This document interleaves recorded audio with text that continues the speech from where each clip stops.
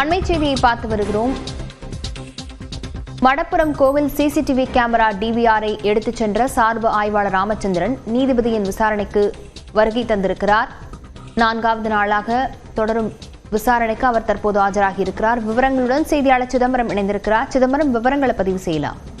லவனியா, சிவகங்கை மாவட்டம் திருப்பணம் அருகேயுள்ள மடப்புரத்தில் கோவில் காவலை பார்த்த அஜித் என்பவர் நகைத்தட்டு வழக்கில் விசாரணைக்காக அழைத்து சென்ற தனிப்படை போலீசார் அடித்துக் கொல்லப்பட்ட சம்பவம் தமிழகம் முழுவதும் பெரும் அதிர்வலை ஏற்படுத்தியது. இந்த நிலையில் மதுரை மாவட்ட நீதிபதி ஜான் சுந்தரால் சுரேஷ் கடந்த 2ஆம் தேதி முதல் தொடர்ந்து விசாரணை மேற்கொண்டிருக்கிறார். இன்று 4வது நாள் விசாரணையை மேற்கொண்டு வருகிறார். கடந்த 3 நாட்களாக சுமார் 30 மணி நேரத்துக்கு மேல் இந்த விசாரணையை மேற்கொண்டார். முதல் நாளில் கோவில் பணியாளர்கள் முழுவதும் விசாரணை மேற்கொண்டார். 2வது நாளில் அந்த கோவிலுடைய போலீசாரை அடித்த வீடியோ எடுத்த நபர் சதீஸ்வரன் கூட பலரையும் விசாரணை மேற்கொண்டார். நேற்று 3வது நாளில் உடற்குறு ஆய்வு மருத்துவர்கள் மற்றும் திருப்போணம் அரசு மருத்துவர்களை ஆட்டோ டிரைவர் ஐயனார் உட்பட அனைவரையும் விசாரித்தார்.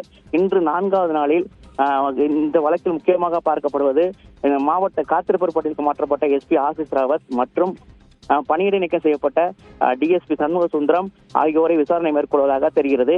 இந்த நிலையில் தற்போது மடப்புரம் கோவில் சிசிடிவி எடுத்து சென்ற ராமச்சந்திரன் எஸ்ஐ என்பவர் தற்போது விசாரணைக்கு ஆஜராகிறார். முன்னதாக இன்று காலை 7:30 மணிக்கு வந்த நீதிபதி காவல் நிலையத்தில் சென்று முழுமையாக ஆய்வு செய்து விசாரணையை மேற்கொண்டார். லாவணியா,